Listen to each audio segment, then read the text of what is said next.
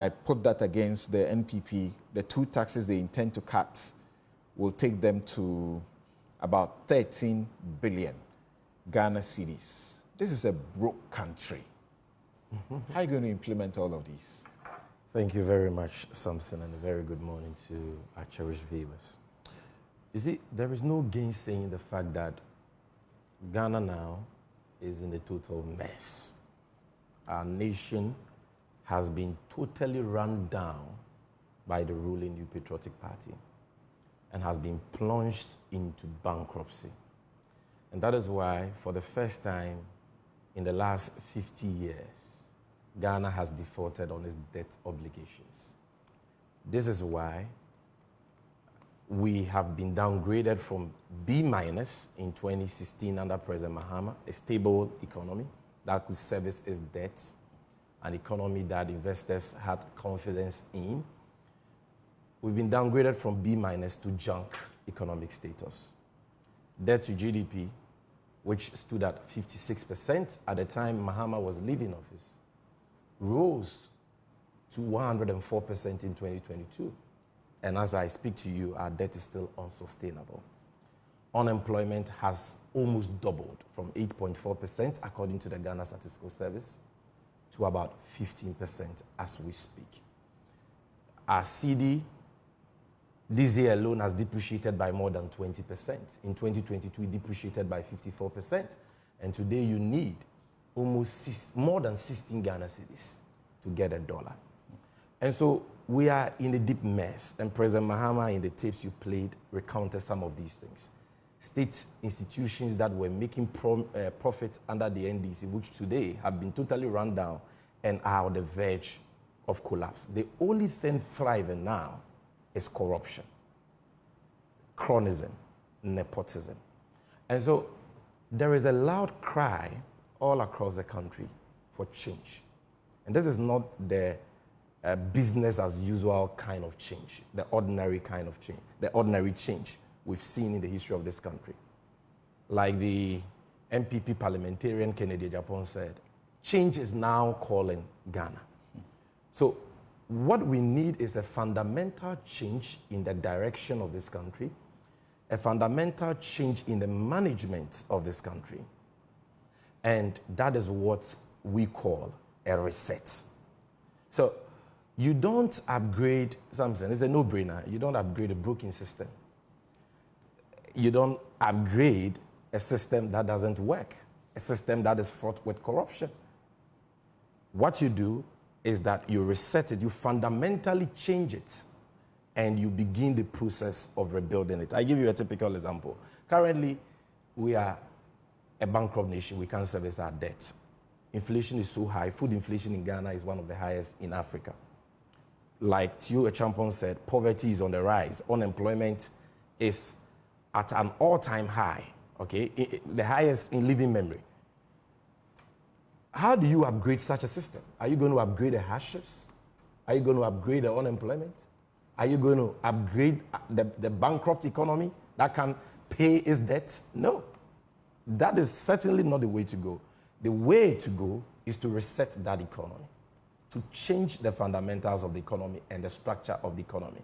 Move it from the traditional 8-hour work economy to a 24-hour economy that prioritizes production, productivity for the creation of sustainable jobs. I give you a typical, another example in the area of governance. Look at the issue of scholarships and the way it has been abused. This state institution has its own scholarship scheme. This state institution has another scholarship scheme. And the scholarship is always awarded to the privileged. Those whose fathers are higher ups, big men in the government, to go and study courses that have no bearing on the development agenda of Ghana. People are giving scholarship, like the child of Freddie Blay, to go to the Middle Temple to study law. You understand?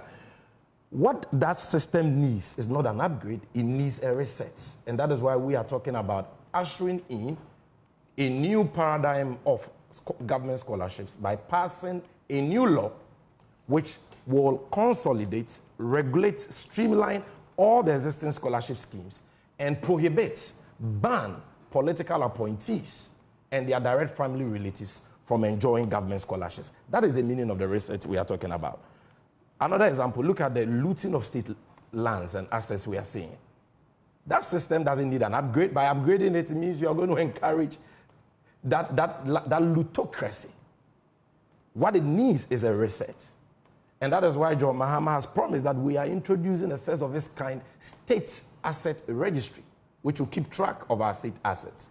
And we are introducing legislation to ban political appointees from purchasing that. So this is a new paradigm shift relative to the management of our nation, the management of our economy, and so on. Now, you see, the biggest problem confronting our nation today is the high cost of living and the high cost of doing business. Something you know it.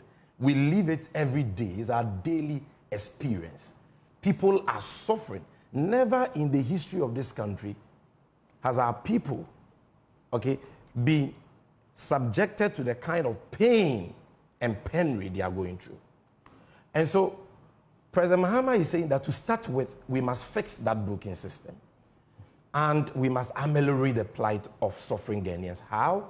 By reducing the tax burden on the people and on businesses. And that is why he has promised emphatically that when elected, he will scrap the COVID levy, which simply doesn't make sense. Ghana is the only country charging its people COVID levy, when we should have actually been giving our citizens social incentives to cushion them against the debilitating impact of the pandemic, like Rwanda did and like other advanced countries did. We have turned the disease into a tax. After we got so much, over 25 billion from the pandemic, and misused it, we've been charging COVID levy. How many years after COVID subsided? More than 2 years. President Mahama says he will abolish it. President Mahama has promised again to abolish the obnoxious and regressive e-levy, which doesn't make sense. We will abolish that to provide some relief to suffering Ghanaians. We will also abolish the emissions levy, which also doesn't make sense because this government is already charging us sanitation and pollution levy. How do you charge your people sanitation and pollution levy and still charge them emissions levy? Is emissions not part of pollution? So double taxation. And bear in mind that these taxes, in some cases, senseless taxes, crippling taxes, draconian taxes, have been introduced by people who promised to move us from taxation to production. People who said that the tax burden in 2016 was so high that it was hurting the economy, that they were coming to reduce the tax burden on Ghanaians. So President Mahama says, yes, they are flattered to deceive on their promises, and we can never trust them to scrap these taxes because they themselves introduced these taxes. And so we will not only abolish the emissions levy in addition to the COVID levy and the e-levy, we will also abolish the 10% bet winnings levy. If you want to tax betting, tax the companies like the UK does, like Germany does. Tax the companies to pay higher corporate taxes on their profits, not the innocent Ghanaian. So aside these things, we are also providing a 2-year tax holiday for new, small, and micro businesses. We want to give them a moratorium of 2 years to establish their businesses before they begin to pay corporate taxes and personal income taxes. This was a promise in our 2020 manifesto, which we have repeated in the 2024 manifesto. And we are reviewing... I know why you had to state that it was in your 2020 manifesto. Yeah. The consistency is important. Yeah. And we are also reviewing the VAT regime to abolish the 3% VAT rate, introduce a standard VAT regime, and also exempt micro and small businesses from paying VAT. We are also going to rationalize port fees and charges to reduce fees and charges at the ports. So these tax measures are aimed at reducing the unbearable cost of doing business and the cost of living in the country. As I speak to you, Samson, Nivea has left Ghana. Big Pen has left Ghana. Glovo has left Ghana. Jumia Food has left Ghana. Dark and Lovely has left Ghana. Lipton Tea has left Ghana. Why are all these businesses leaving Ghana? And they are not going to America. They are going to Nigeria. They are going to Cote d'Ivoire. They are going to Togo. Why are they leaving Ghana? Because of the unbearable tax burden by a group of people who rode on the back of lofty, mouth-watering promises into power and have turned out to be the biggest political scam in the history of our nation. And that is why we are doing this. But what even excites me are the social interventions contained in the manifesto, some of which you made reference to, which I need to explain, because it will, in addition to these tax cuts, provide the needed relief Ghanaians are yearning for. And number one, like you said, we are introducing the no-fee stress policy. We're saying that no first-year student in a public tertiary institution, be it university technical, university polytechnic, college of education, nursing training institution, will pay academic fees. And if you don't know what academic fees are, just pick the admission letter of any new entrant, the amount of money stated there, which the child must pay before he can become a student. The academic fees usually constitutes 95% of that amount. So averagely, you're talking about 2,300, 2,500, 2,600, depending on the institution. We are taking that burden away from parents. And you see, that gives me joy. Because only yesterday, your good friend, Lawyer Susu, was telling me a story about a young man called Joseph Luther, who completed the West African Senior Secondary School in Accra here. Topped his batch, best student with aggregate 6, Joseph Luther. I'll share his pictures with you. 2023 batch. He had dreams of going to school to study dentistry. Unfortunately, he couldn't go to school because of the high cost of admission fees. We are taking that burden away. In addition to that, continuing students will be able to apply for the Student Loan Plus, which gives you a higher amount than the normal student loan to support your fees. Then they will also have access to on-campus accommodation through the Bed for All program we will be rolling out in collaboration with the private sector. As for persons with disability, we are taking a bold step of scrapping fees for them, all forms of fees for them, from level 100 to level 400. No person with disability will pay school fees under the next NDC Mahama government. And on top of that, there is this Mahama Cares intervention, which I am also excited about because I have family relatives with chronic diseases like cancer. And I know you know people with diabetes. You know people with hypertension and other form of heart diseases. You know people with kidney failure who sometimes are just left to die because they cannot afford the high cost of medication.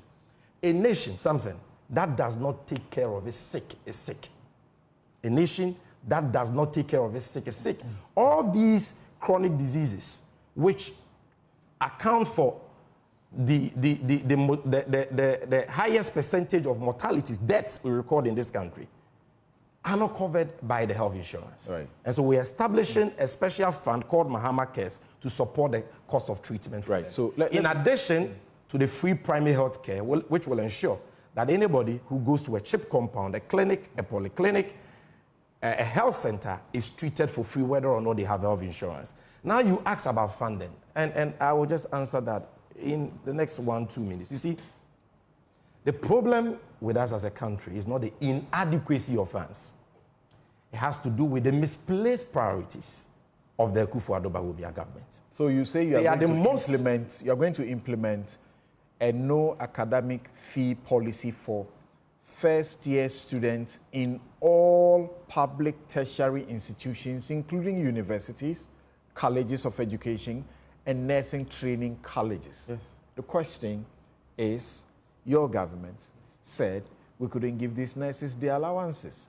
The teachers, we couldn't continue with the allowances. The country's purse could not take care of that.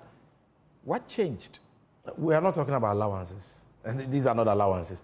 In fact, what we did with allowances was to replace the allowances, not to cancel, to replace the allowances with student loans, because we had upgraded teacher training institutions into tertiary level colleges of education, and we said for equity, take student loans like your colleagues in other tertiary institutions do, so that we can abolish the quota system which was inhibiting access. Now, what we are talking about has got nothing to do with allowances. We have seen a problem where a lot of children who pass their WASI, get admission, are not able to enter various tertiary institutions because the admission fee is so high. And you see, At the entry level, parents bear a lot of cost in addition to the academic fees. But when your child is going to university, the things you are buying for the child, just so that the child can go, the prospectus, in fact, the food, the things you need to buy, the chop money and all that, in addition to the admission fee, account for a lot of children dropping out. What's happening to your perspective on free SHS about making it discriminatory rather than wholesale? Because there are people who can afford.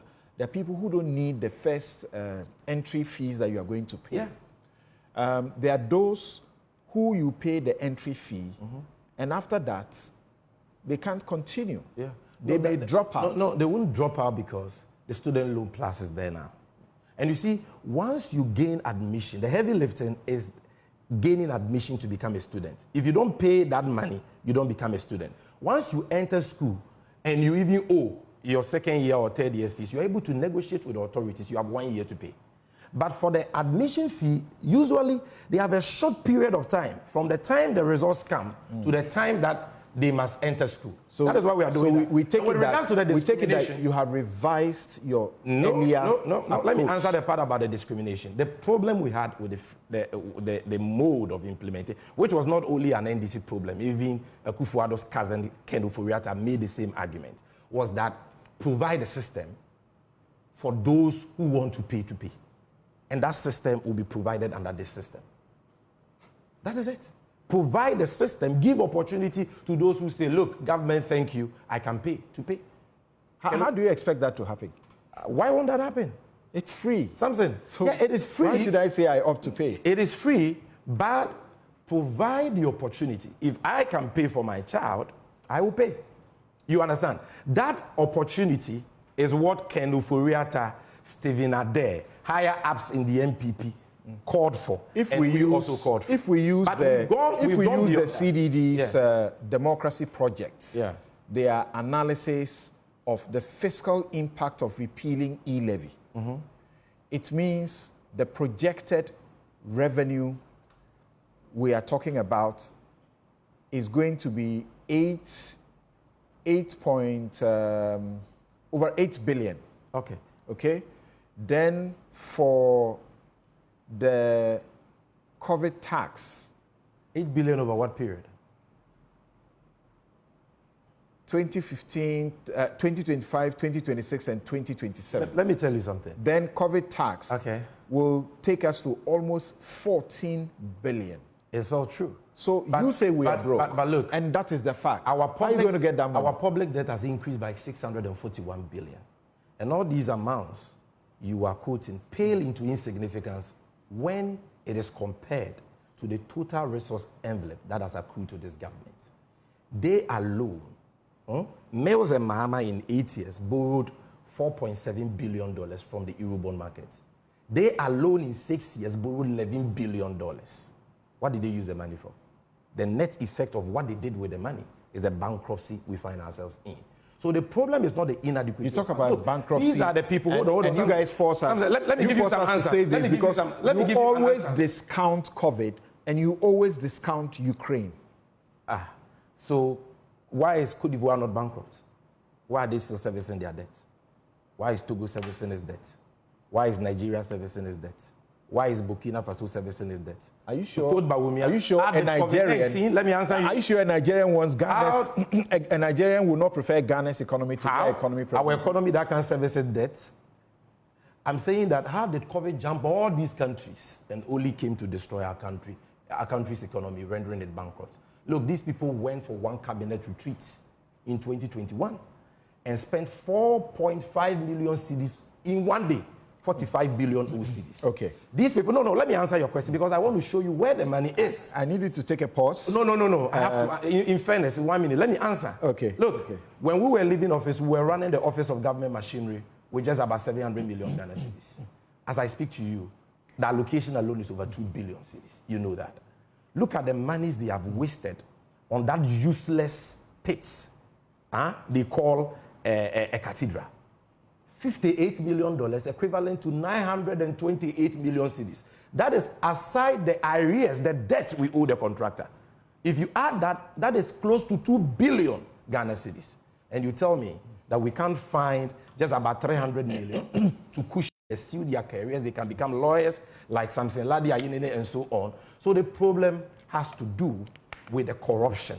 It has to do with the waste and the misplaced priorities. And that is why John Mahama has promised that within 90 days, in fact, he says within 14 days, his cabinet's appointments would have been done ready for parliamentary approval. And within 90 days, he would have put in place the leanest and the most efficient government in our history that will eschew profligacy and waste, and that will promote modesty and efficiency in the utilization of the meager resources of state.